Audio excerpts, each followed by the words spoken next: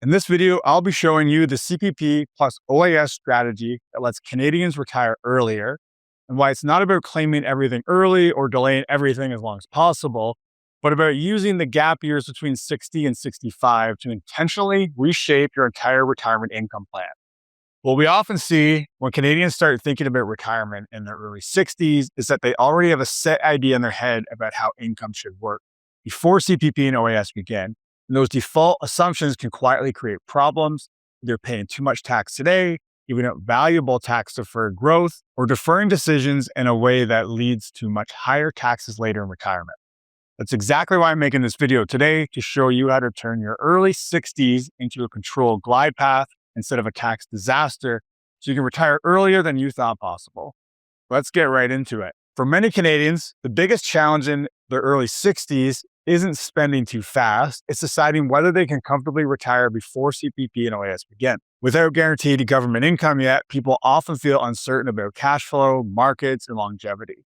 That uncertainty can lead to overly conservative choices, delaying retirement longer than necessary, underspending early on, or making income decisions that feel safe but aren't optimal from a lifetime tax perspective. We also see Canadians make RRSP and CPP decisions in isolation.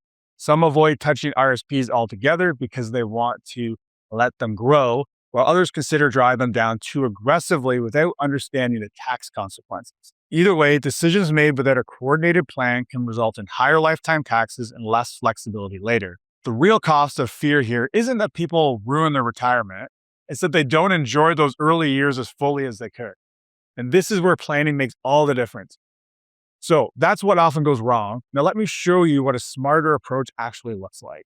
The years between roughly 60 and 65 are often the lowest income years Canadians will have in retirement. CPP hasn't started yet, OAS hasn't started yet, and employment income has usually ended. That creates a powerful planning window. For many, not everyone, this is an opportunity to take a small, controlled RSP withdrawal while your taxable income is relatively low. Instead of avoiding withdrawals entirely or pulling out large lump sums, the goal is to intentionally use lower tax brackets while they're available. In practice, this can mean withdrawing enough from RSPs to fill lower and middle tax brackets, often paying in the 20 to 30% tax range, rather than leaving everything to be taxed later at 40% or more once RIF withdrawals, CPP, and OAS are all stacked together. This approach isn't about saving tax on one specific year. It's about smoothing taxes across your lifetime.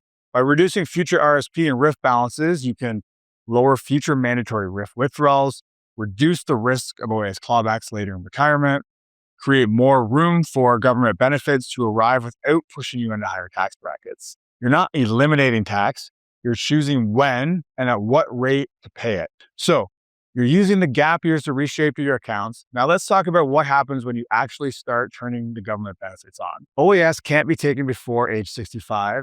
While there is a benefit to delaying up to age 70, at 65, it's often an important decision point, the first source of guaranteed inflation-adjusted income in retirement. That baseline income can help stabilize cash flow and reduce pressure on the portfolio, especially in the early years. When RSP withdrawals have been coordinated in advance, OAS often arrives into a cleaner income picture. One where staying under the clawback thresholds is more manageable. In some cases, Canadians may even be able to collect OAS for several years while their income is still relatively low, before larger RIF withdrawals begin later. That can improve lifetime outcomes if clawback risk is expected to rise in the future. That said, OAS timing is still situational. If markets are strong and your portfolio isn't under stress, delaying OAS can make sense. But during periods of market volatility or downturns, starting OAS at 65 can allow you to rely more on the guaranteed income and leave more of your portfolio invested for recovery. So should you take OAS at 65? That depends on your current and future income levels, your risk of OAS clawback, and how much baseline income you need, and how much pressure you want to place on your portfolio. Now that you see how OAS fits into the strategy, if you want help building your dream retirement as a whole, click the link below, book a call where I'll analyze your specific situation and show you how to optimize your plan altogether. CPP is much more flexible. You can start it as early as age 60 or as late as age 70. If you start CPP before 65, your benefit is permanently reduced. If you delay past 65, your benefit increases by about 8.4% per year plus inflation adjustments, which can be substantial. Research from FP Canada and the National Institute on Aging shows that, as a rule of thumb, not a guarantee, Canadians with full contribution histories often benefit from delaying CPP to age 70. But CPP timing is never a one-size-fits-all.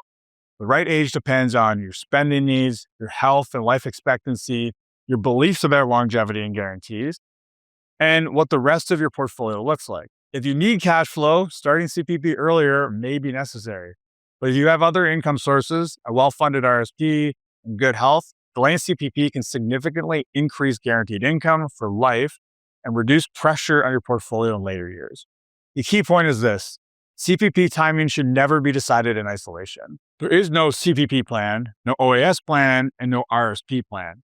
There is only a retirement income plan, and all of these pieces must work together. So OAS stabilizes income at 65, CPP timing depends on your situation. Now let's talk about why this combination can be so powerful. When RSP withdrawals, CPP, and OAS are coordinated as part of a single plan, several things tend to happen. First, trimmed RSP balances mean CPP and OAS arrive more cleanly, with less clawback risk and more predictable and manageable tax brackets. Second, two sources of guaranteed inflation-adjusted income reduce how much your portfolio needs to provide. That takes the stress off investments and often allows them to last longer. In many cases, clients worry they're drawing too much from investments early by delaying CPP. But when we run the numbers, we often see that if they live the life expectancy, these same clients actually leave more money to beneficiaries because higher guaranteed income later reduces portfolio strain. Perhaps most importantly, having this plan in place gives people confidence. They can see how the math works, they understand the trade-offs, and that clarity often makes it possible to retire earlier. Not because they have more money, but because they're using the system more effectively. And now that you see how the strategy creates early retirement, let's put all the pieces together so you can see exactly how to apply this.